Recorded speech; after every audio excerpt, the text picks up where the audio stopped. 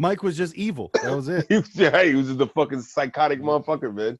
So let's get into it. Yeah. Fucking welcome to the Watermelon versus Pumpkin podcast, Squadcast, Godcast. You see the knife, you see the shine off of it. Ooh! Sink, sink. I always love that knife noise. Sink. Mm-hmm. So we are back again with our continuation into this beautiful October month, and it feels like horror, man. I can't explain it. How December feels like Christmas. Man, 2020 is a goddamn horror movie. I tell you that much. Talk to him. That's a t-shirt right there, nigga. 2020 is a horror movie, cuz. Woo! Mm-hmm. We are living in this shit, and I'm the black dude that's still alive. That's another discussion for another time. Watch Docs with Fat Cat, by the way. Watch Docs with Fat Cat. We're covering black horror movies and just black horror history in general, called Horror Noir, A History of Black Horror. So check that out. Same channel. Probably the day after this drops. But yes, this time we covered Halloween, the Orig, and the Rob Zombie remake, because I wouldn't even call it necessarily a reboot, because I would say more of a remix almost. Remix down to the nitty gritty. And shit, man, I tell you what, Robbie. Well, I mean, he directed it, correct? Did he write it too? He wrote it too. Yeah. Yeah, Robbie. Because when the credits come up, it goes, screenplay written by Rob Zombie, based on the film by the original writer, right? Because oh man, I tell you, the way that shit was laid out was so fucking strategically beautiful, Rob. My hats off to him, the way he flipped the original. And I mean, we can start talking about, I don't want to, that's a further one to dive into of how he laid it out, but we can start talking about the original first, which was 1978. Yeah, Halloween. Nigga wasn't born yet. None of us was born yet. Me either.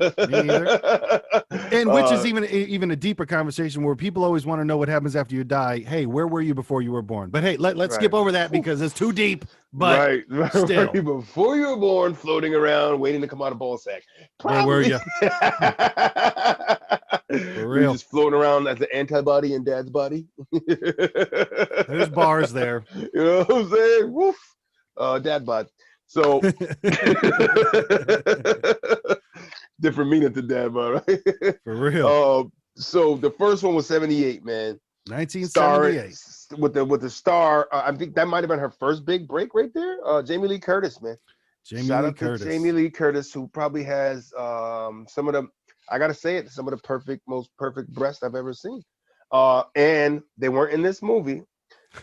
Those that want to know, well, damn, Pastry, how do you know? Where did you see them? And then there's people that like, damn, Pastry, you know that shit too? I remember that movie. It was right. We're gonna take it to the mid 80s or early 80s.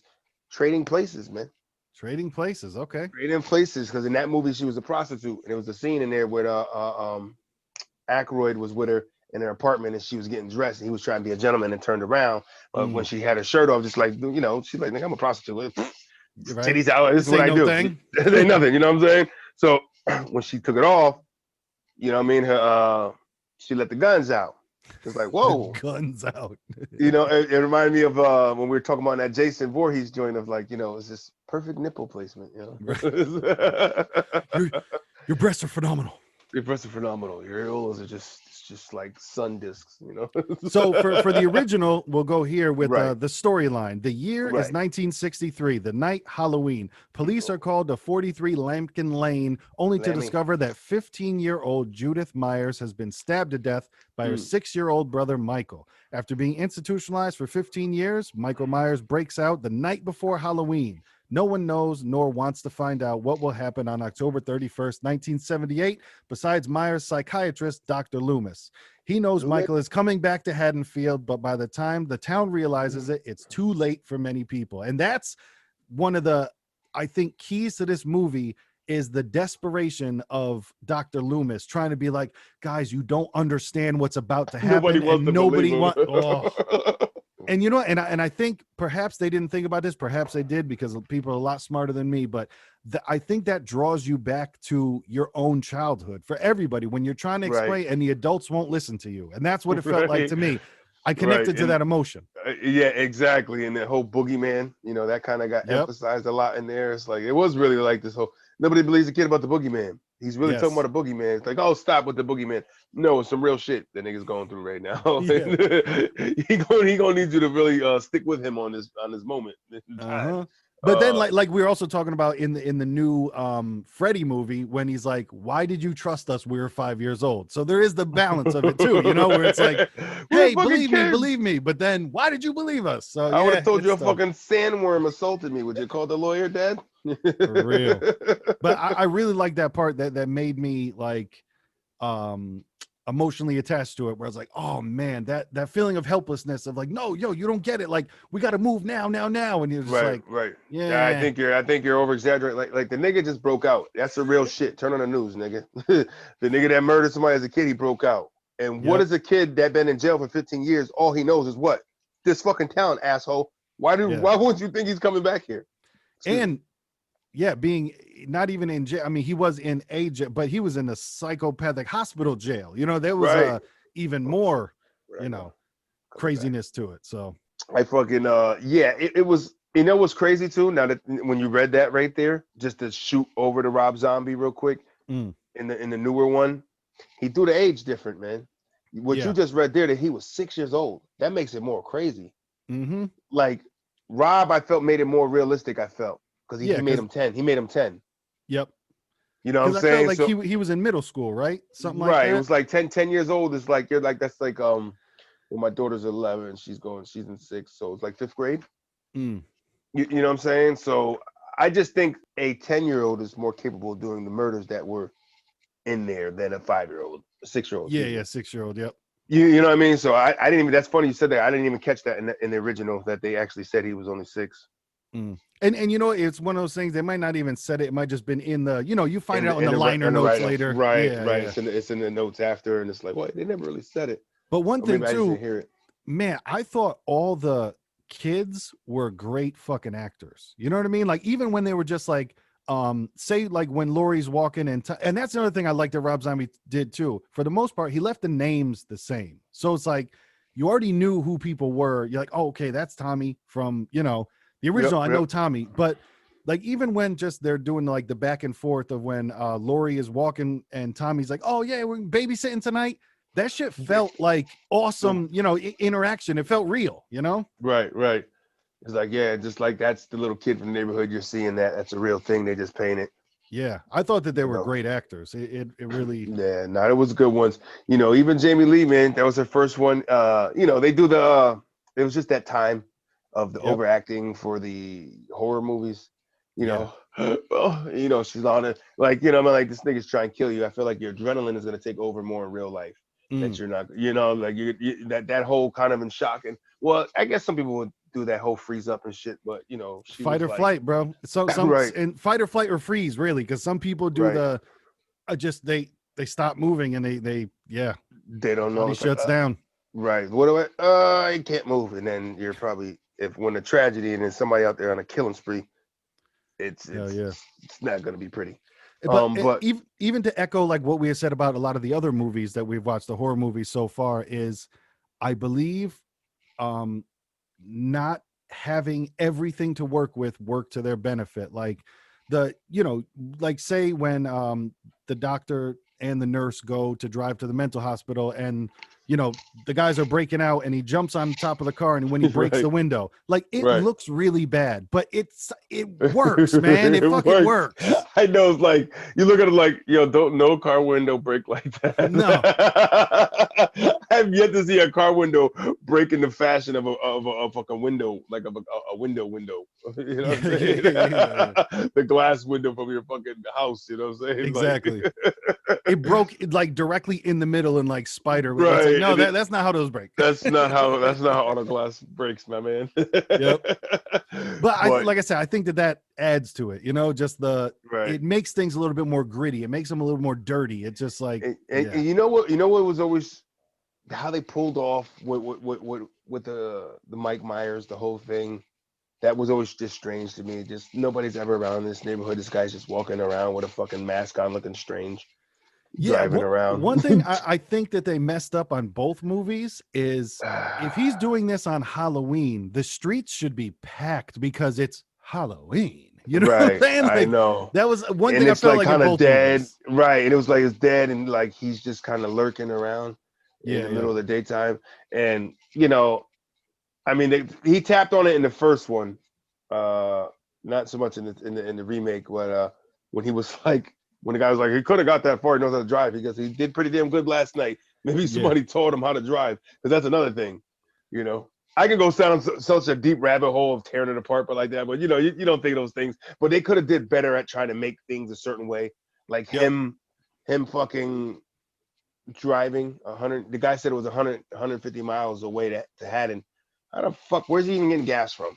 Nigga drove the same fucking car. You know what I'm saying? Like they drove the same fucking. He drove 150 miles on one tank. I don't know. Did he? Or there should be like a little separate like. There could be a movie just on his journey. You know what I mean? A whole Mike Myers movie on him traveling to go kill somebody and had to kill niggas along the way just to get there. Mike Myers road trip. That would be amazing. You know what I'm saying? Like, yo, the nigga's trying to go kill somebody, and look, now I gotta kill this nigga to get gas. I gotta kill this nigga to get something to eat. He is human, yo. The nigga gotta eat. You know what I'm saying? Like, he's not a supernatural being. You know what I mean? So I feel like you could really play on that with him as far as because he's real. I think they can make that into like, oh, get that nigga some real life problems, but still make it like classic and gritty, and you know what I mean? Yeah. Make the car a manual and he's fucking up the gears. You know what I'm saying? Shit like that. Like, Listen, oh, fuck. If you could convince niggas that it was a good idea to send Jason Voorhees into fucking outer space, I don't see why the fuck not, nigga. Right? I don't know why we can't have Michael Myers being like, yeah, give me 10 on 2. You know what I'm saying? He go in and just like, yo, he can talk, you know. That nigga chose not to. Yeah. Nothing could debilitated his voice, you know what I mean? That is one thing that they never really got into, but after he killed his sister and they just say, yeah, he stopped talking after that. But even so, then in the Rob Zombie one, he talked for a little while in the therapy sessions and then just stopped. But I really enjoyed Zombie. He gave that back lay of that. Yeah, I feel he fleshed it out more, you know. But I like in the first one where they show where Michael Myers got his fucking jumpsuit from. That was cool, you know. They showed like the open door of the tow truck and then the guy in the field and shit like that. That was cool. I like that they showed, Dr. Loomis finding his old rags and just, oh, I know where he's going now. Stuff like that. They inched along the story, which I thought was cool. Loomis is great. Just him in that trench coat, nigga, in a dream to catch Mike. You know what I'm saying? Oh, and to fast forward close to the end of the movie, I love when him and the cop are in the house, Dr. Loomis and the cop are in the house, and like the window breaks and he pulls out his gun and then he's like, yeah, I got a permit for this. Like shows the cop his permit, just like, yeah. I got it. You're like, you got a gun? Yeah, easy, nigga. At this moment in time, would you give a fuck? I got your back. Right. That's all you need to care about. I got this pistol, and it's me, you, and whatever the fuck we got to go shoot right now. Exactly. But that was great how they had with the sheriff and was involved, and this always. And then think about it. Why when someone said, why is it that they always incorporate the death with sex? You know what I'm saying? Like almost immediately or right before or during. You know what I'm saying? More likely it's usually during or after. You know what I'm saying? Yes. And then this nigga Mike goes through his shit just like Jason of like, fuck, you guys are doing that thing again. Like, yeah. You know what I mean? It's like, and then I think about it, it's like, why is that? It's like, oh, when do you feel you're most vulnerable? You know what I mean? That's when your guard is completely down, 100%. You're in enjoyment zone. You shouldn't be thinking about watching your back for anything. You should be watching her back, or you know what I mean? She's watching you, or whatever. You know what I'm saying? And you're butt ass naked. You got no weapons, and the nigga just coming around slicing you around. Like the first one, they had a lot of titties flopping around. Oh yeah. And the second one, second one too. I would say in the second one there were more bloody titties than the first one, but it was it was they definitely expressed it. But I think too, it spoke to the childhood anger of like, take me to go trick or treating, no, like, yeah, go yourself, blah, blah, blah. And then he kills her because he's like, yo, you should have taken me trick-or-treating and we might have been all good. You know what I'm saying? Like, but I get the childhood anger of like, I know. You're like helpless, you can't shit. do anything. And right. I'm getting picked on in school. My mother's a fucking stripper. Yep. You know what I'm saying? The kids are bullying him because mom was a stripper. Then she's got the fucking, that's in I'm going into the first one. Okay. I mean, I'm gonna go back to the first one. That's in the second one. Second one's more elaborate. In the first one, they didn't really break into too much of he didn't have it didn't seem to, did he have, I'm trying to remember. It wasn't a dysfunctional family in the first one, right? They seemed pretty squared up. They didn't make it appear that way. Right. Yeah. They didn't make it appear that there was dysfunction there. So it was kind of like they seemed like on a straight up and up, and then the sister was just supposed to be babysitting. Yep. And because that first scene in the first movie isn't long at all. You know what I mean? And Rob Zombie turns it into 25 minutes, but the first scene it wasn't long at all. And he's got the little clown outfit, and then he does the murder after sex. That is crazy that said that, because I thought Rob Zombie freaked that beginning part into the first 25 minutes of that movie. Yeah. Was that opening scene that, like you said, they in the original did in 5 minutes. And 5 minutes in, he was the camera was going up the stairs. You know what I really enjoyed about the first one, man? You think about when I think about what made it more, like, when I look at it, I go, when this first came out, what made it that shit? What made it scary to people? You know what I mean? I try to put myself, because like now I'm so deep in the game, I can say why as a kid I was so scared. But then you go into that, like, even you're a little older when things are still like freaking the fuck out, young teenager, where you can kind of remember things a lot more. Yeah. And it's like, man, a lot of it is that fucking soundtrack, man. Oh yeah. Like, my Halloween's fucking soundtrack was super phenomenal, bro. Like, you really listen to like that, you know what I mean? That whole shit. That's why people sample that shit to make beats. But that whole, when he's arriving and the fucking strings are going and shit, you know what I'm saying? Yep.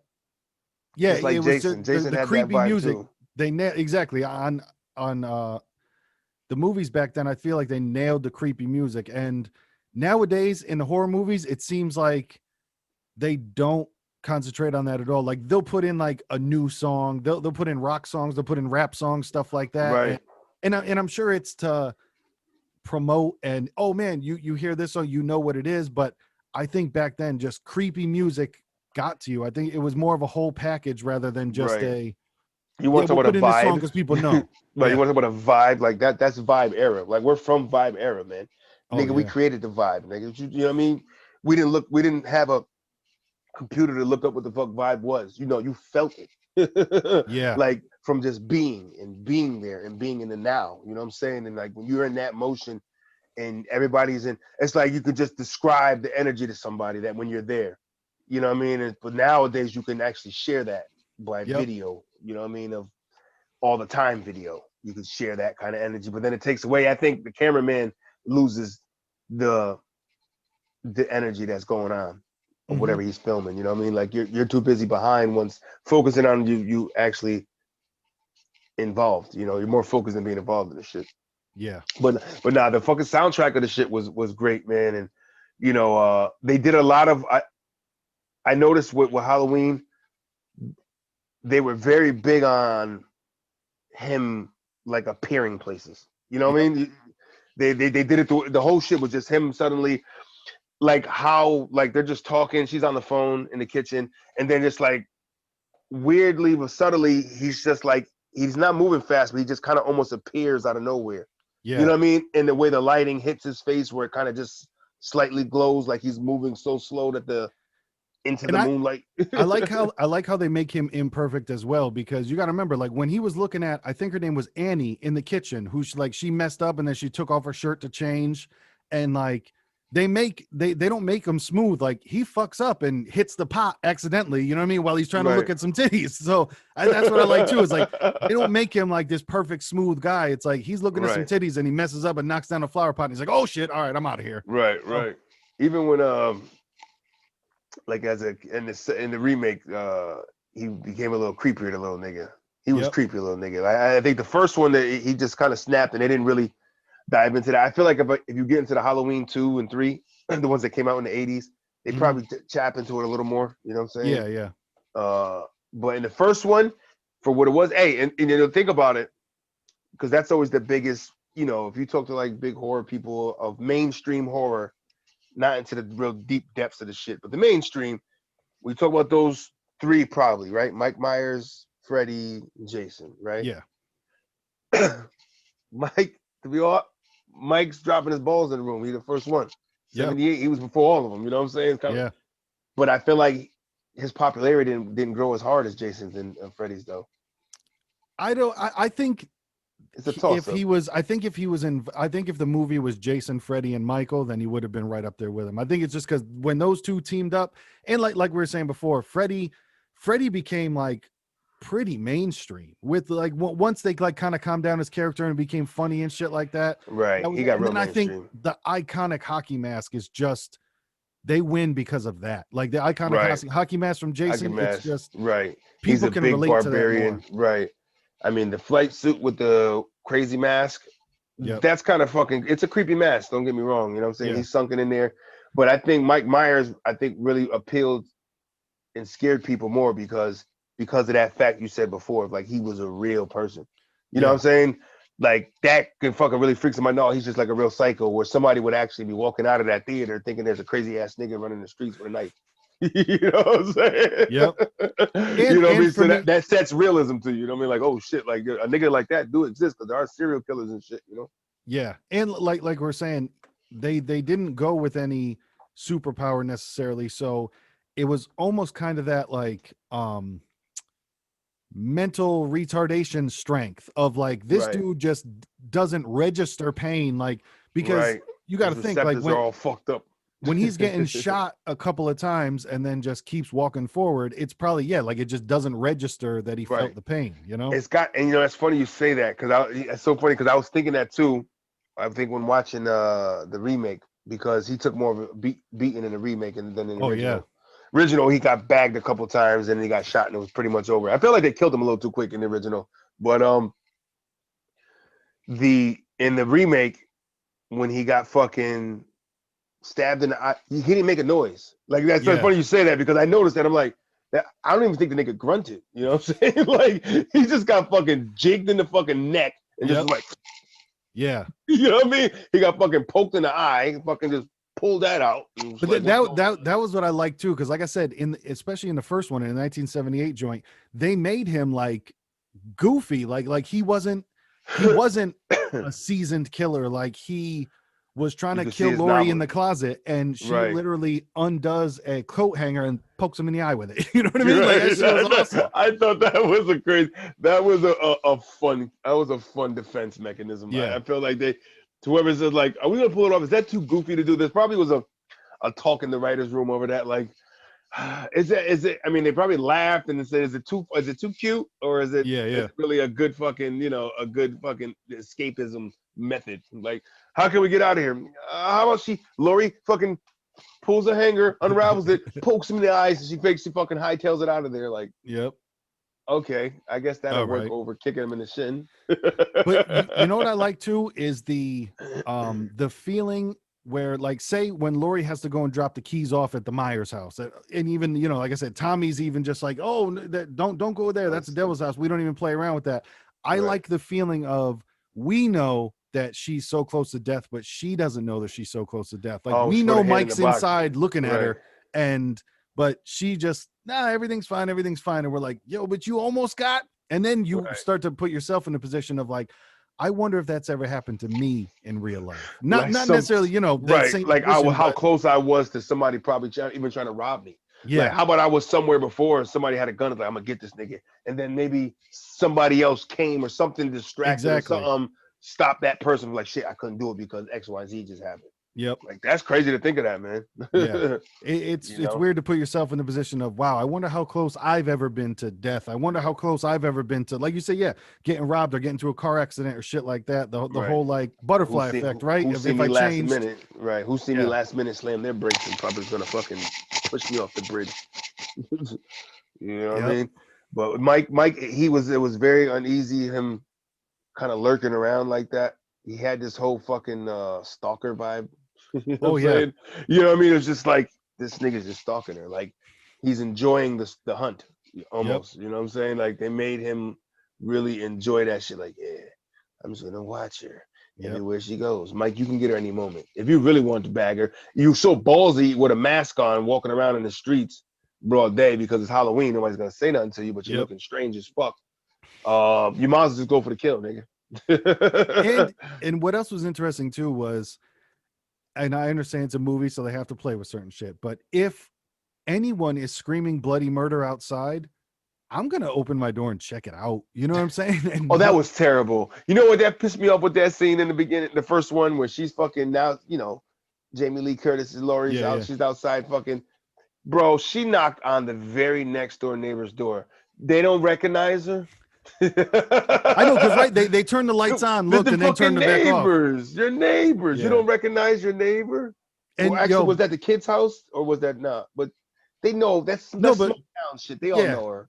I'm not sure whose it was, but remember, because they turned the lights on, then they turned the lights back off. So I felt like they, but they then went to the window. The unintentional funny scene was then when she went back to her house, or the house that she was babysitting at, and knocked. She's like, Tommy, let me in. And he wakes up and he just goes, okay. And because he was like asleep upstairs. So like he woke up and it was just like, problem? Okay, and goes downstairs. I like that take on it. It was just like, damn, all right, come on, I'm sleeping. Okay. All right, here we go. What's the rush? The boogeyman's here. Oh, fuck that nigga. I've been trying to tell you about his ass the whole movie. The boogeyman's here. I've been asking you about him. I've been trying to get the 411 on the boogeyman. You're over here denying it. Now look, the boogeyman's on your ass. Right, the boogeyman's on your ass, and he's here for justice and patty cakes, nigga. And you know what else was a real scene? And like I said, Rob Zombie played it different than they played in the first one. But when Jason's driving by the girls at first, when they're walking home from school, when Jason drives by and one of the girls yells at him and he stops the car, that's another one, man. You know that feeling of like, oh shit, something's about to go down because confrontation, right? They stopped the car, and you could tell the girl's attitude switched real quick to like, oh, okay, damn, we fucked up. How funny is that, man? Because that's funny you say that, because we can always relate to that. I can relate to being in a group of motherfuckers and somebody throws something, try and be like, throw something at a car or something stupid. That motherfucker stop. Now it's engagement time and niggas get tensed up. Funny, like, oh shit's about to go down. What if that nigga got a gun or something? Yep. Like now it's real. Yo, I remember as a kid one time in Bridgeport, man, we were fucking next door. You know, I probably was like 9 or something, 8, 9, and somewhere around there. Kid next door, it was a snowy day. We had a fucking little plastic bag and we had all our snowballs made. Boom, boom, fucking put them in there. One of the kids was wilding. That nigga started fucking dipping them in water. I said, yo, you're wilding now. Now, you know what I mean? Ooh, we were hitting cars, you know what I mean? They were going by. Yeah, fun time. And I never forget, man, we're having a good time. Boom, boom, boom. You know, getting down, and most of the cars, they just fucking, you know, like beep, run away, asshole, and then keep moving. But that one time, when that nigga stopped and threw that shit in reverse, and that fucking gut feeling dropped through your asshole, like, oh, fuck. Like, thought it was some action, like, we about to get fucked up by some grown people right now, for kids, you know what I mean? There's no adults out here. We're about to start screaming like little fucking kids that we are. Oh my God, stranger! I'm not even, he threw it, not me. Right. But what happened was really unexpected, but it was kind of cool afterward. And I think about it. Them niggas fucking threw it in reverse and backed up all quick. We're thinking it's action. The nigga jumped out and had a stash in the front seat and just started unloading at us. That's dope. You know what I mean? So that was always a memorable thing. Like, yo, we was like, so we're like, oh, it's that, yo. Like the nigga had ammo, son. Because he knows that. He probably piled up. Like these little motherfuckers. He was waiting for it. Yeah. He's like, there's kids out here. They do this every year. They gonna start. That was a thing back then, throwing snowballs at cars. We did that a lot. They don't really do that like that now. You know, too many indoor things to do. But we didn't have we didn't have much indoor shit to do. So at some point, like, go outside, niggas, play in the snow, get some snowballs. Man, I still remember the arguments with my brother of like, man, there was a rock in that one. What the fuck? What are you doing? You know, all that shit. Shit, you over there when you was by the river, I can imagine dumping them in the fucking, dunk them in the, get it wet. And because, like, you know where my mom's house, at the end of the street, it used to be really dope because remember it used to snow and just it doesn't snow anymore. We had snow, right? So the plows would come down and just push everything to the end of the street. So we had a wall of snow at the end of the street, which was really dope. You know, like we had a sledding down that like a fucking incline slope. That you had to build forts over there and you had shit. But no, nice. I know what you're saying. I know that feeling of just like it's when the second plane hit on 9/11 where everybody just went, oh, this is real. This ain't no accident. What the fuck's going on? Yeah, so when he fucking stopped that truck, when he stopped that wagon, man, I was like, he would have really freaked him out if he would threw that shit in reverse. They would have been fucking, you would have saw them scatter. I bet you them feet would have got, you know, we would have been strafing and running backwards and shit. Hold L2 and just go. Turn, nigga, go. Turn the hips, go. It's called a speed turn. So let's get in a little bit of this trivia on the first one. It says let me hit this share properly so you can see it as well. It says from a budget, once again, from a budget of $300,000, the film went on to gross $47 million at the box office. That is a hell of a return. In 2008 takings, this would have been equivalent to them making $150 million on the movie. That's dope.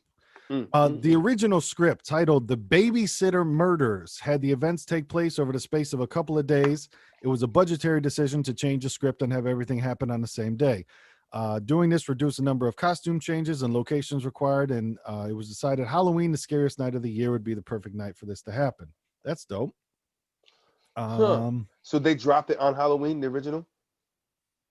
Oh, it doesn't say. It was just I think I misheard that. In the first script, it wasn't necessarily decided that this was going to happen on Halloween. You know, in the first script, it was just called The Babysitter Murders. Right. And then they switch it over to Halloween, be like, all right, this will make it even, you know, scarier. Add on to it. Right. And then they just named it Halloween. That's pretty dope. Yep. Let's see what it is. John Carpenter and Deborah Hill have stated many times over the years that they did not consciously set out to depict virginity as a way of defeating a rampaging killer.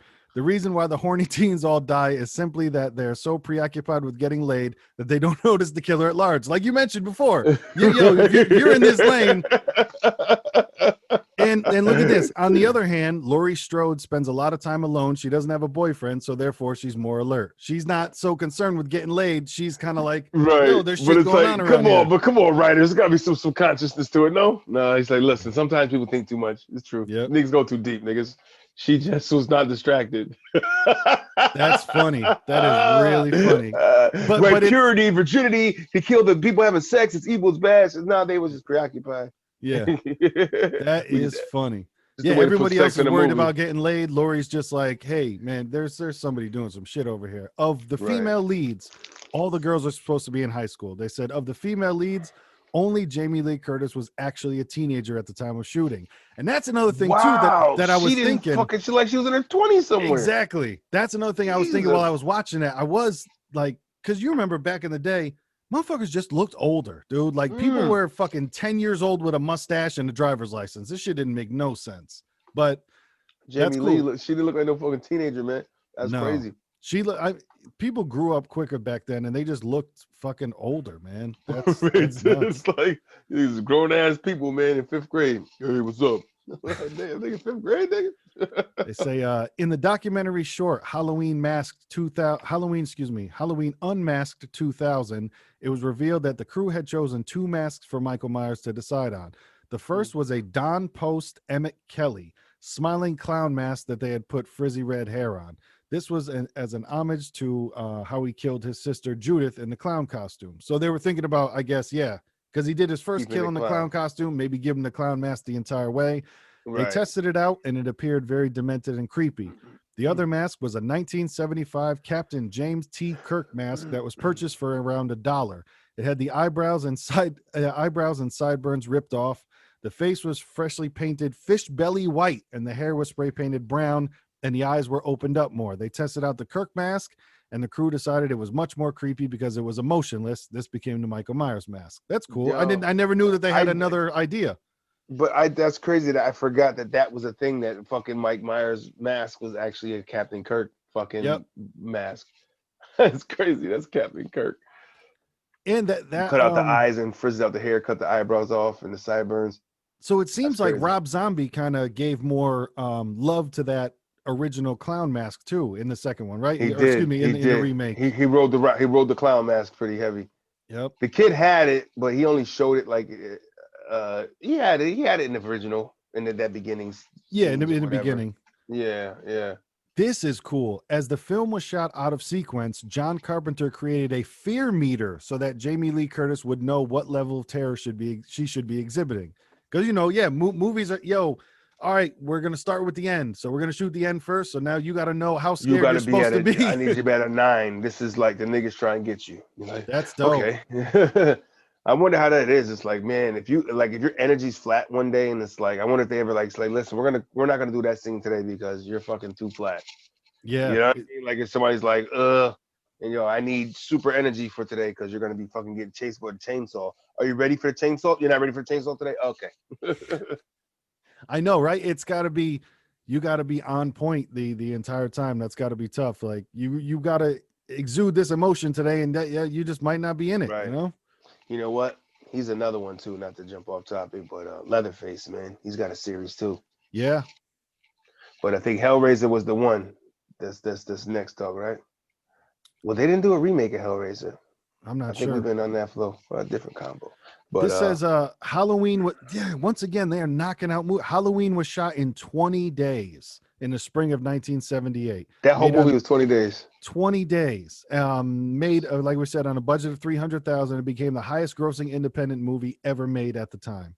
No shit. 20 days, just knock it out real quick. Knock it out. 20 days, 300 grand in the budget that you have for a studio. With 300 grand to everybody else is great, big, but compared to the movie shit, it's not really.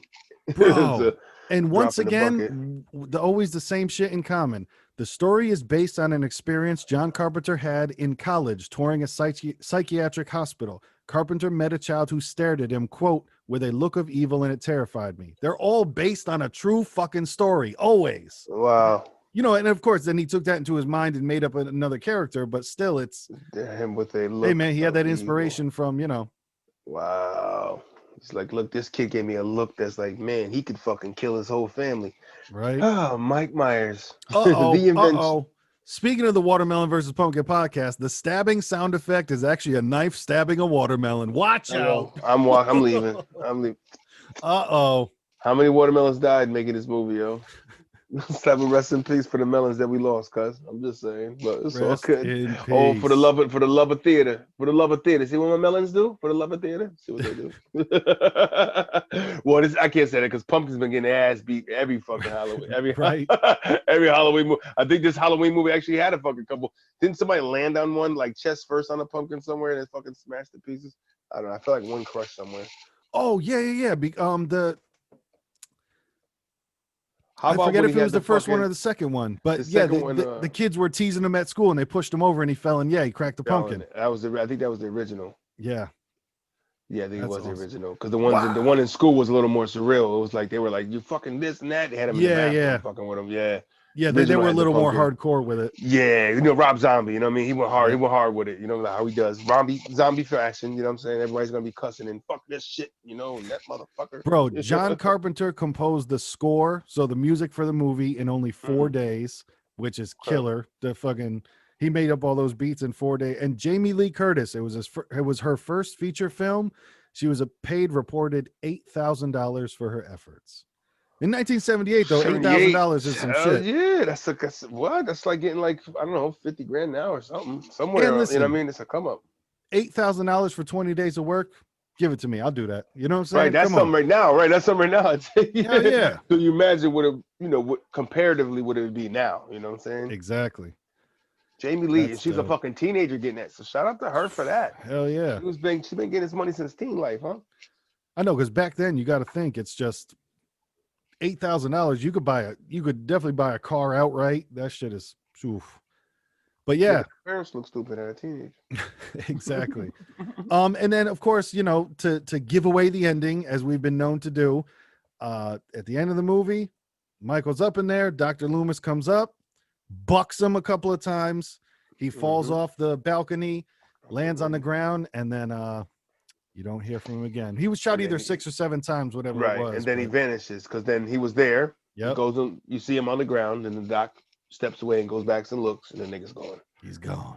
They just can't kill the nigga because, I don't know, he's fucking, he must have his own doctor laying around that he could just pull the bullets out. Because it is funny because he does get fucked up, but then like he just needs that like 30 seconds of rest and pops back up. You know what I'm saying? Like he gets knocked out, he gets fucked up, but then he's just like, yo, that's so funny. He's like the king of naps. Like the nigga takes one knife wound, it's like, all right, possum. He's like, knife wound, possum. Michael Myers, the king of naps. Just give me 20 minutes. I'll be fine. Not even. That nigga need like 60 seconds. Like stab. Hold on. Reboot. Recalculate. Let me lay here and let this nigga. Hopefully he sits there and thinks that hopefully them niggas don't continue to stab me because they think, you know what I mean? Which I'm like yelling at the screen at all times. Keep stabbing that nigga. He trying to kill you, man. This is every fucking scary movie. Go grab that fucking knife, man. Open that nigga's asshole up, man. That's what the fuck you gotta do. So, all right. So that's the first, and then the second one. Excuse me, not the second one. The remake that Rob Zombie made. You know what was weird too, because I watched that movie in 2007. Like same thing. The first Halloween I hadn't seen in 10 years at least, and then the Rob Zombie remix. I remember it getting shit when it came out.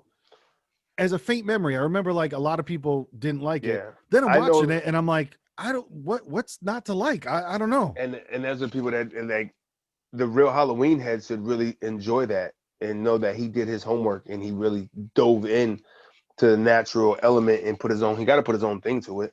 Exactly. But he used a lot of the original, which is dope. I mean, you break down, which I always thought and look at it, what was ingenious to me is like the layout of how he broke it down. It was like first 25 minutes describe the first 4 minutes of the first movie. You know what I'm saying? That second half was like they gave you the experience of what he was going through in the psych ward. You know what I mean? That second half hour was now Mike's in the psych ward. What happened in that 30 seconds at the psych ward when the Dr. Loomis pulled up in the first one?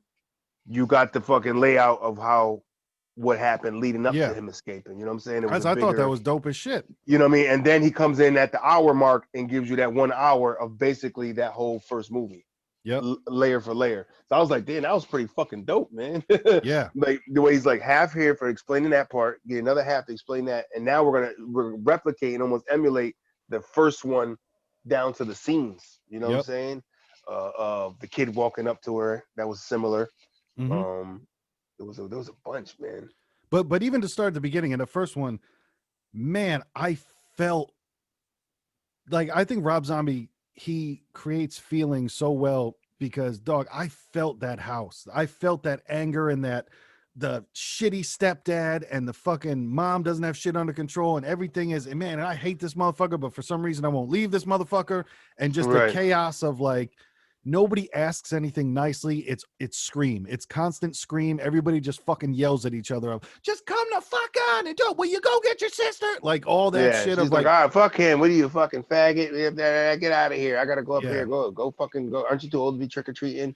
It's like she's the total bitch, And then the stepdad that fucking wants to fuck the stepdaughter. And he's always making weird comments. And just even coming across on that shit of like, but that's the type of shit where, like I said, our parents wouldn't laugh at it, but we laugh at it when he's just like, as soon as this fucking wrist heals, I'm gonna break it over your fucking head again. You know what I mean? I'm paraphrasing, but that shit to me was fucking hilarious because there's really people like that. There's people so far gone that they don't understand how insane it would be to hit a child and shit like that of just like, I'm gonna break your fucking head open, That stuff to me was just it's so real, and it tickles the funny part of my sick part of my head, Right. It's all those things that trigger laugh triggers that like I know I shouldn't laugh at that, but I did.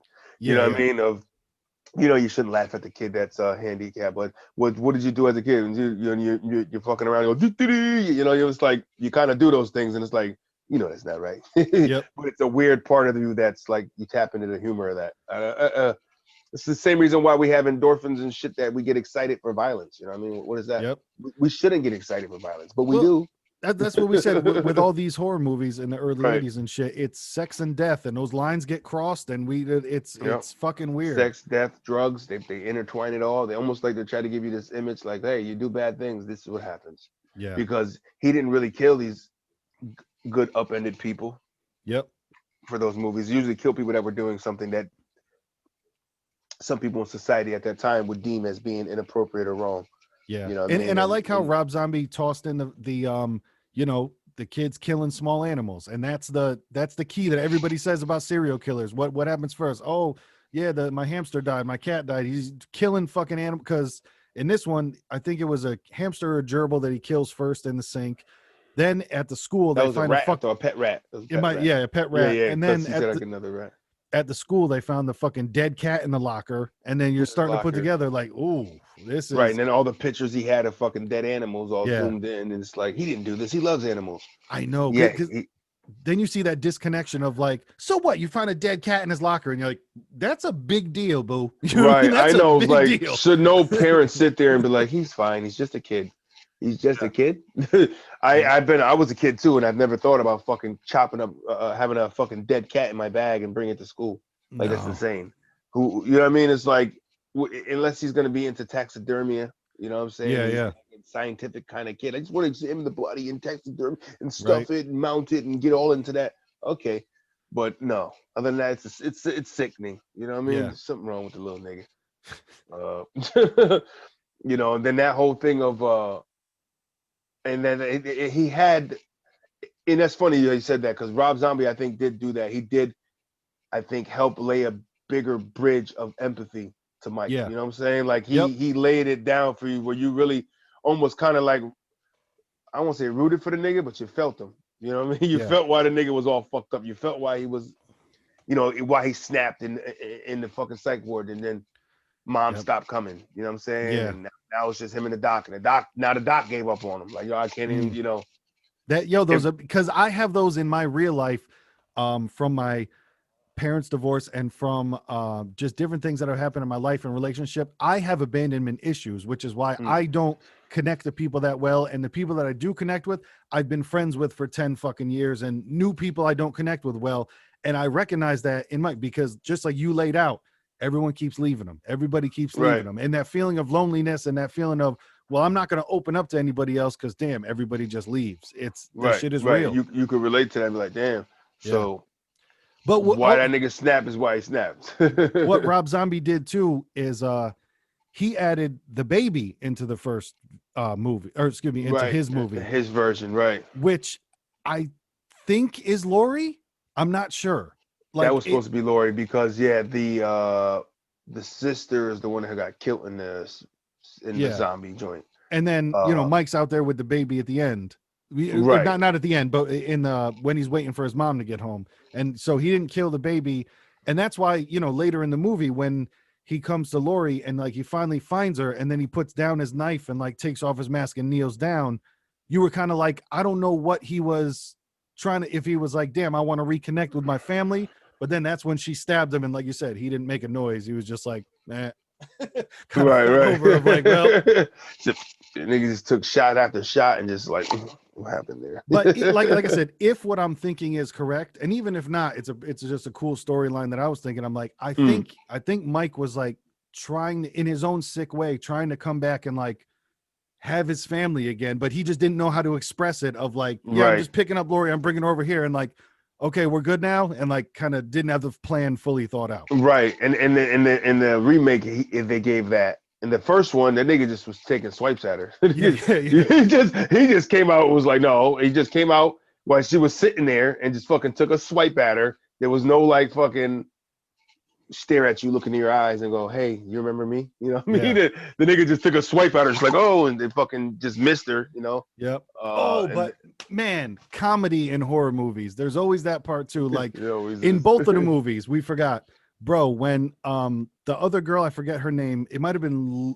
I forget her name. Let me look it up. One of her friends? Quick. Yeah, but when one of the friends is having sex and then Michael Myers comes back with the beer and the fucking sheet over his head like a ghost.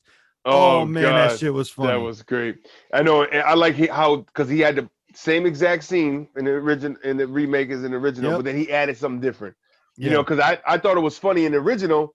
I said, damn, Mike, he should have actually gave her the beer and did all that. But then in the remake, the nigga did. He fucking tossed her the beer. He tossed her the beer like, That shit was so funny because he's just there and he put the glasses over the fucking thing and he's just he just really enjoyed that too much.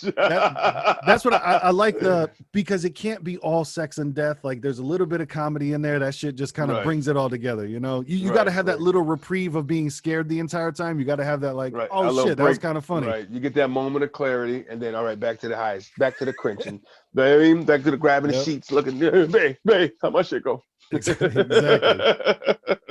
You know, and how we were talking to there is that weird beyond element that we don't understand because in both of the movies, Mike kills that girl that, you know, just had sex and went to get the beer, stuff like that.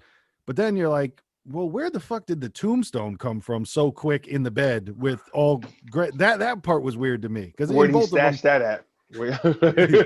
I know he stole it. Where did you stash that at, Mike? You just fucking it's like I just like, you know, like I said, the travels of Mike, you know, they should be showing, like, I think that'd be a cool visual to see of him fucking carrying a tombstone into the house. Yeah. It's all like, heavy it got and shit. There. He did it, you know what I mean? Of like, just to see him like prop the body there, prop the tombstone, and then kind of step back and look at how great he did, like, you know what I mean? Like a painting. Like, and you know, the first time it falls over and he's like, fuck, and he gets it, puts a pillow next to it and shit. Right. Or he gets frustrated because it keeps falling. Like that's, I mean, that's probably go too deep for the comedy, but you know, hey, that's a real life shit. Cause you know what? He's a real life dude. So you can do shit like that. You know, how about this though? I did have to take a shot in both movies. So I present to people at home and to you, my friend, Exhibit A. Okay. This is the murder weapon of choice by Mike Myers. Yep. Possibly a little bigger than this. I feel like his fucking shit was probably, the blade was bigger. Could have been, yeah. Needless to say, pretty identical in size. We all know what a butcher knife looks like, right? Okay. Pretty durable, I'd say. But nigga. Skewering a body to a door with this, I don't see it happening. You gotta put some power into it. I'm sorry. I don't know what kind of knife, how sharp. I'm like, damn, where did I get that knife at? Yeah. Like, that's that Ginsu? Like, what is that? You know, like, and they did it in both movies where the nigga fucking choked him up, threw the knife into the body, and went so deep into the guy and it went into the fucking door and left him pinned there. Yeah. You know, like I had that problem with it because that knife was still kind of sticking out of the body. Yep. And in order to go through a door like that, my man, that shit's buried. Oh yeah. You might just see some of the handle sticking out of that nigga. At that point, you know what I'm saying? That's the only. When I saw that, I was like, you know, and they kind of stretched that scene out. I was like, oh, yep. I don't think he has the wow factor murders as much. I think as Halloween went on, he developed more unique skills. You know what I'm saying? I think for the first one, it was just more your very like psycho introduction. You know what I mean? And you know what I think about Michael Myers too, about his murders? People didn't necessarily die right away. Some of them were left, like, so say in the one that Rob Zombie made, Annie, he fucked her up and left her there. And then, you know, eventually her father comes in and finds her. And it's just like, oh my God, you were there. You're still alive for that fucking long. Like, right. Now, that's funny you said that because Rob Zombie did do that. He did that with a lot of people in that movie where he kept them alive. He had them basically fucking killed multiple ways. Yeah. Like the dude that he got the jumpsuit from. That was pretty dope. The black dude. Yep. They call me Grizzly, bitch. You know and he's oh man, when he's sitting on the toilet, he's like, I got a Taco Supreme talking back to me right now. I'm gonna in it. You know what I'm saying? I felt that nigga was like, yeah. And you was like, he did a good job because you felt that nigga trying to be cool at first. Hey, my man, he trying to relate. I'm talking gonna be a while. You got to wait. So you know, you was there waiting, man. You're gonna be waiting. You know, and then he banged, and then when he banged on the door after he said that, that look on his face is like the same face look you would have, like, nigga, did you hear what the fuck I just said? You know what I'm saying? Like, yo, are you being an asshole right now, bro? You not fucking listening. I said. Yeah, he definitely had that, like, all right, if we got to do it like this, we got to do it like. Oh, and that's where he got one of the knives was from him. Well, him, remember, yeah, because he had the knife. Big ass knife. That was a big ass knife. Yeah, but it's like this.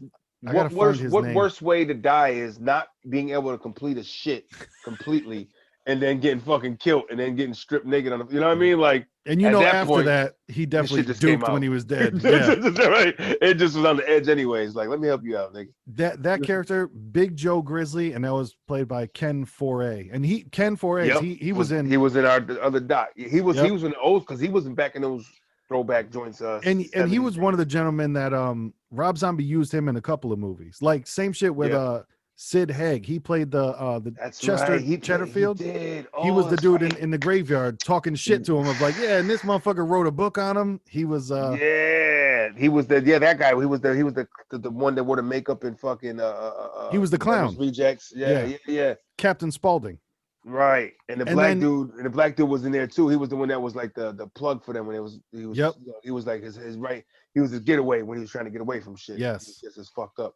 Yeah. And can never forget Sherry Moon. I mean, Rob Zombie's wife is the one that played Michael Myers' mom. She always does a good job. Stripper, yeah. She's and then can't forget our homie Danny Trejo was in that mug as well. I was so fucking. I want to cry for that nigga, man. Yeah. Every time I watched it, I was like, "Damn, man, yo, I was good to you, Mikey." I know that was the. I was like, "Damn, he was good to you, Mike." Like he was trying to.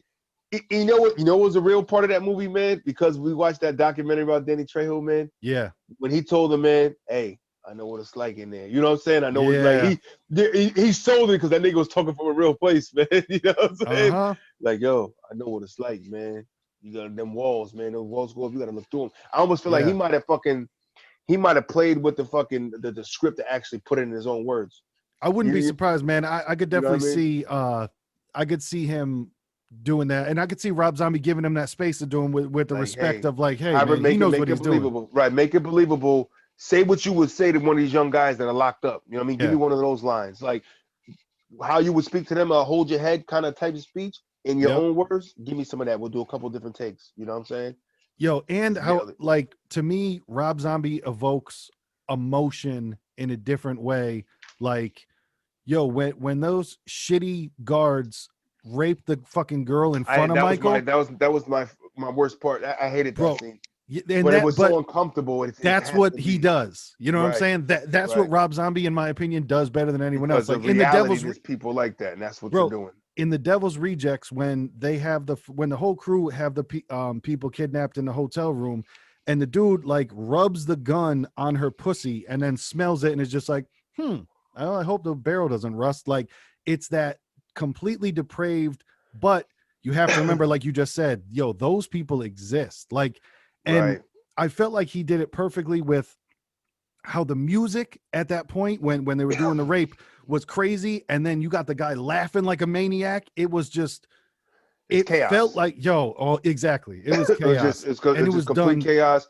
And why it was good and bad at the same time. I say because I didn't like it because I felt it was going on too long and it made me uncomfortable. You know what I'm saying? Like a rape scene's a rape scene, but I know like Last House on the Left, that's an old school scary movie too. Yeah. There was a rape scene that was very controversial in that from the 70s, I think. That movie was the original one. Yeah. And in the original, the rape scene was long. You know, it was a very long one. You know what I mean? And it kind of felt like, man, it fucking turned my stomach after a while. Like, all right, man. You know what I mean? It's like, okay, you know, like fucking hearing her cry. You know what I mean? It's like, I'm not into that shit. You know what I mean?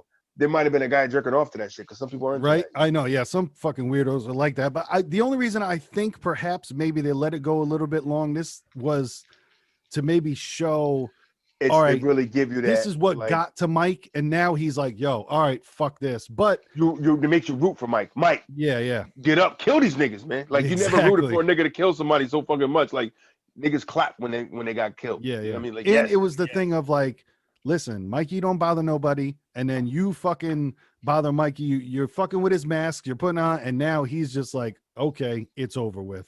And that really started his rampage, which like I said, Rob Zombie, he does emotion and uncomfortableness better than pretty much anybody. That fucking like discomfort for that scene, but it's almost like, no, watch. Yeah, this is the shit people are doing. These are sick motherfuckers that are raping your daughters and sisters and mothers. This is, almost like a raw look at that kind of shit. But there's people that are into it, so they're gonna look at it. Some people are gonna look at it as a good thing. There's fucking weirdos that are gonna enjoy it. When to me it was like, oh man, this is uncomfortable. But yeah, like you said, there's weirdos out there that are gonna be like, oh my god, thank you for making that scene. I mean, and think about it. That's a big genre, and like fucking, there's like a rape porn genre. That's a big genre in that shit, man. That people are just into that bondage and fucking choke it to you. Is she blue? Is she blue? Right. She can't breathe, nigga. I like this shit. it's a weird thing, man. But with that scene there, and then it's like Danny, man, Trejo, man. I thought he was gonna let him live when I first saw it. Yep. I think Danny Trejo fucked up by trying to put them handcuffs. Look, D. The nigga just killed everybody. At that point, he's like, yo, man. Yeah. I don't want no beef, Mike. and right there if you want to go, nigga. Exactly. I'm not gonna stop you. You know what I'm saying? You just killed a bunch of motherfuckers, man. And that nigga's a giant. And his adrenaline is going. He just body people, Danny. That's one thing. Rocking. Whoever did the casting, they cast the right dude to play Michael Myers for that fucking movie, for Rob Zombie's movie. Because even like say when he's in the kitchen with Annie, then you like kind of like see how tall he is for the first time. And you're like, holy shit. Like the kitchen counter is like below the dude's waist. Like he was fucking huge. He was a big dude. And then the fucking how about that scene when she popped in the remake when she fucking snatched the mask off and they had the hole in his eye and shit. Yeah. From the crochet needle or whatever. Just like, give my mask. I'm so ugly. Yeah, Mike, you are with that fucking eye. Look at that thing. Yo, but and you know what? To me, one of the realest moments. All right. So near the end, they everybody's fighting. They go outside and this is where Malcolm McDowell comes back. The doctor comes back and he's like, no, Mike, just leave her alone. She didn't do this to you, I did. And then they're out and by the pool, the doctor shoots Mike 3 times in the pool. Mike falls down and then the doctor's got Lori and he brings her back to the car. One of the realest moments. So after that, like we said, Michael Myers somehow respawns after 60 seconds every time. So the doctor and Lori are sitting in the car. Then Mike comes through and breaks the window. And the realest moment ever, at that point, the doctor just goes, what the hell? Because that's what you would do in real life. You would be like, what the fuck's going on? And it felt so real. Yeah. What the fuck? It just felt so perfect. And like, yo, that's how somebody would react to that shit. They wouldn't just be like, all right, line here. They would really just be like, what the fuck is going on? What the fuck? And they just scream, just yell, oh! Yeah, what the fuck? Nah, that's like I said, I missed the last couple minutes of the second version, so I didn't get to see his final kill. Yeah, but I've seen it before, but I just don't remember it. Yeah. So there was that, and then at the end, they're back into the house, everything's going on, and then they're that balcony scene is the one where then Mike. And this is what, like I said, Rob Zombie got shit for this because Michael Myers isn't supposed to run; he's only supposed to walk. Whatever. Lori's on the balcony. Mike gives her the Goldberg spear off the balcony. They fall down.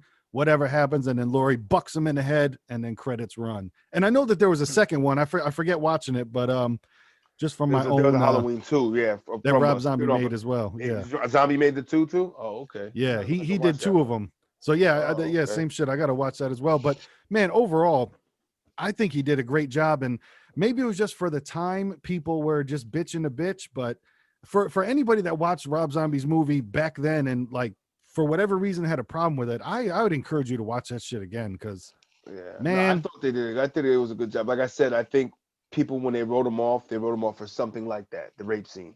Fuck him. I don't like that shit, motherfucker. He somebody will look at that and put him as being a sick bastard for showing that scene, and they'll say that he's into it. That's why he put it there. Exactly. There's always ways to look at it. He could have put it in as an awareness thing. You know what I'm saying? Which I'm trying to think of it that way. But there's people that are going to be like, nah, he put it in there because he's a sick fucking. That's what he's into. Yeah, he's into that. I think for in my opinion, man, I think Rob he just knows how to tap into different emotions because every movie I've seen from him, there's always uncomfortable moments and not always rape moments, but there's always uncomfortable but that exists in real life. We just didn't want to look at it, Right, and just like I think him, Jordan Peele has that gift too, where they put things as like, it's just uncomfortable, nigga. But I gotta watch. Playing with the psyche of these niggas. Hell yeah. Rob Zombie did a hell of a job on it. I thought it was well played. That kid that was the little blonde hair. The only discredit I gave him, the kid Mike Myers. Mm. The only doofus part I really gave him was when he was running down the hallway. That was a terrible scene. I didn't like that. Yeah, he didn't have a good run. He didn't have a good run. It was a terrible. I felt like he probably could have edited that one. Right. But maybe he wanted to show how fucking, like, look at this kid. He's all, you could tell it. He looked strange running. So maybe that was all part of it. Look, Mike's just strange. Look at him run as a kid. You should know there's something wrong with the nigga running like that. Right? Isn't that shit funny? Like, hey, that kid runs weird. You better watch him. Get over, Tommy, get over here. Don't let you where that kid's running. But I'm telling you, moving forward, anything bad that happens in my life, I'm just definitely gonna say it to myself, like, damn, I was good to you, Mikey. You know what I mean? Like, that's good to you, Mikey. I was good to you, Mikey. I know, but just tapping into that way where he's like, he never like finishes people off all the way. He's like, he multiple kills. You know what I mean? He multiple killed fucking Danny Trejo. Fucking try to drown him for fucking 5 minutes. And then he's still on the ground, like fucking still coughing up. And then he looks at him like, you're not dead. Then he goes and grabs a fucking TV and bashes his fucking head in. Like, oh, I guess that did the job. And but you know what, too? In the weird way, dog, that's got to be like such a privilege to get killed in a Halloween movie. You know what I'm saying? Like, you got that's just got to be like, oh shit, that's dope. But yeah, like you said, without necessarily finishing the job. Because even the nurse, or not the nurse, but the lady that was supposed to be answering phones. Because remember, Danny Trejo comes in, he's like, whatever the name he yells, Martha or whatever. She's not dead, but she's bleeding out and can't talk against the wall, just like. So yeah, Mikey doesn't necessarily. Right. What about the fucking what's it called? The other one he didn't finish off, and she almost blew the cover. But the other one was on the phone trying to call the fucking police. Laurie, when she's fucking yelling in the remake, it's like Annie, I think his name is Annie. Yeah, you're fucking yelling to her, and it's like, bitch, if she's yelling and she's bleeding, then more than likely there's something going on out there. Get out the phone and see what the fuck it is, because it doesn't sound like she's just yelling for water. Right. So here we go with a couple of things of trivia before we finish up. The inclusion of the plot line about Michael Myers' early days at the mental asylum under the care of Sam Loomis is a nod to the plot line added in by John Carpenter for the television viewing of the original Halloween 1978. I guess they added in scenes. As told by Carpenter, when the original film was first sold to television, they demanded added scenes to replace the edited portions of the murder scenes. So Carpenter recalled Donald Pleasance, the original Sam Loomis, to film scenes at the hospital taking care of Michael. Okay, so I guess the TV version is different than the movie version. That's cool. So I guess they did add a couple of things. There was a TV series for this? No, a TV version of the movie. You know how this has been edited and changed to fit your screen, and so I guess for the TV they probably had to take out some of the murders, is what it sounds like. So maybe there were some extra. Yep, like we said, the Tyler Mane, the actor that played Michael Myers, Tyler Mane is the tallest actor to portray Michael Myers at a height of 6'8". So yeah, he was a big motherfucker. Yeah, that's big. 6'8". He looked that big. You know what I mean? Yeah. And that's what I think was that more fucking scary shit. Like, oh shit. And that was in the remake, that one? Yeah, the remake. Yeah, these are all remake trivia right here. Because the original, that's right. Now the original guy was tall too, though. Yep. Before reinventing the legendary Halloween, Rob Zombie made the wise choice to inform John Carpenter about it. In response, Carpenter encouraged Zombie to make it his own. That's cool. You know, it's like, and it's respectful too. Be like, hey, man. He's like, I don't want to destroy you. This is a classic, man. Yeah. I'm touching a fucking a holy grail of classics of horror. I want your blessing because it's your baby. You know what I'm saying? I don't want to disrespect your shit in any way because I respect it, because I respect it that much. Exactly. You know what I mean? I'm pretty sure he laid it to him like that. Look, I respect your shit so much that I won't fuck up what you made, nigga. It's a bad look on me if I don't make it, if I don't do, you know what I mean? Make it look good, make it do what it do. Before deciding to go with Rob Zombie's version, the studio was about to greenlight Halloween, The Missing Years, which would have been a prequel set within Michael Myers' early days at the asylum. That's interesting. I can't imagine it being good as an entire movie, but I think what Zombie did to just add it in was cool. Right. That could be they could make a whole movie of that, like him settling in at the fucking asylum and his whole journey there, and then the movie ends with him escaping. You know what I mean? That's a whole movie in itself. The movie that Rob Zombie made, Halloween, at 121 minutes is the longest Halloween film made to date. That's cool. No. What else we got? Zombie. He put everybody in it too. The movie was not released in the United States on Halloween weekend, as was the original, for fear of going head to head with Saw 4. It was instead released 2 months earlier in the late weekend of August 2007. But still, that August is still good, you know? Right. Saw 4 though. But Yeah. Halloween dropping in October would have been key though, man. For real. It's like, come on, man. It's just classic, man. You got to get that in there. Rob Zombie. That's why you probably set him up to fucking fail in his box office, man. I know. You gave him fucking August shit for, when people are just finishing out the summer. Man, but even to think about it back then like that doesn't happen anymore. There's no fucking horror movies going up against each other. It's like shit, man. Right. Everything is straight to fucking DVD, or not even DVD anymore. Fucking streaming. Yeah. The stream where you want the stream to be at. You can get it. I got like 6 fucking movie apps on my phone right now that I can watch all kinds of shit. Yo, you want to talk about fucking wow. You want to talk about how close Zombie played it? Of all the female leads, all of the girls are supposed to be in high school. Only the actress playing Laurie, Scout Taylor Compton, was actually a teenager at the time of the filming. Just like Jamie Lee Curtis was only a teenager. Wow. Only the girl that played Laurie was a teenager as well. Kept it the same shit. Kept it. No, we definitely need a teenager for the opening. We need a real lead teenager. I want a real. That's great. Another one got some fucking money in the bank for school. What college you want to go to, honey? You just made that in one movie, then some. You don't need to go to college. As a matter of fact, just continue to be an actress. Man, that's dope though, man. To have that, like, hey, listen, I got killed by Mike Myers, man. My acting career. Those are big movies to even be in. Like, hey, I made an audition. I made it. I didn't get a lead role, but I got killed. But you know what? And too, with how, I understand with COVID and everything, things have changed. But bro, there's people that make their fucking bones just, okay, I got killed by Michael Myers in a movie. Now I go to all these horror conventions and sign autographs. You know what I mean? There's people that make their money doing that.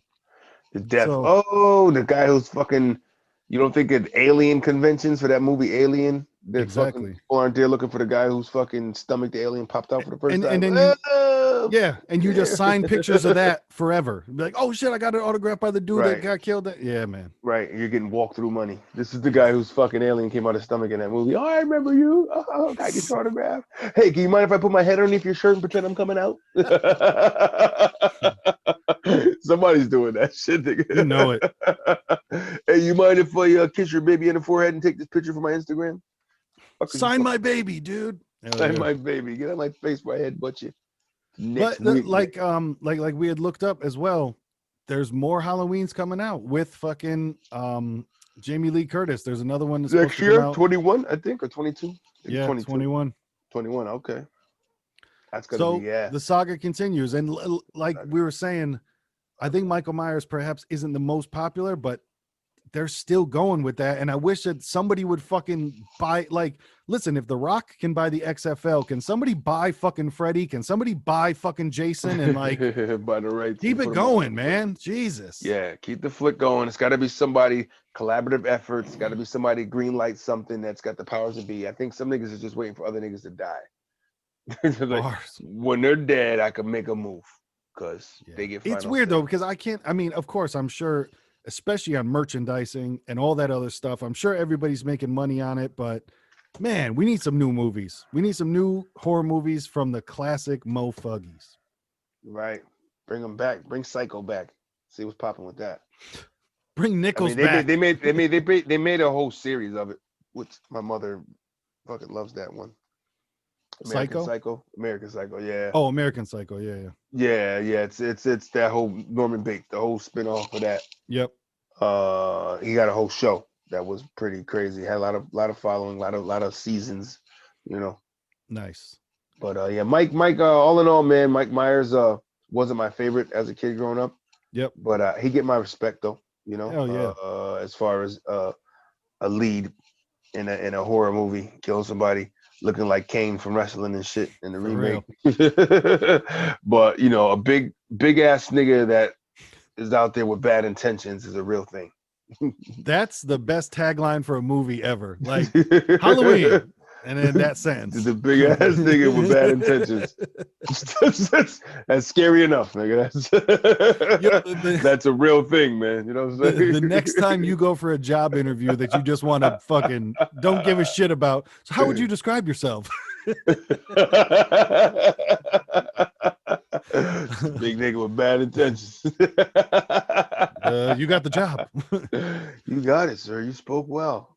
Yeah. So I mean, next week is Halloween. I don't know what we want to watch next, but I mean, we'll figure it out during the week, and okay, we'll come back harder, better, faster, stronger. With maybe we'll show a little homage to a cult classic that I'm not even really too familiar with, that we could both dabble into. Pumpkinhead, nigga. Yeah, I've never delved. There's a cult classic. There's at least 3-4 of them bitches. Yeah. If my memory serves me correct, it's like the first Pumpkinhead and the last one, and see what went wrong. See what went wrong.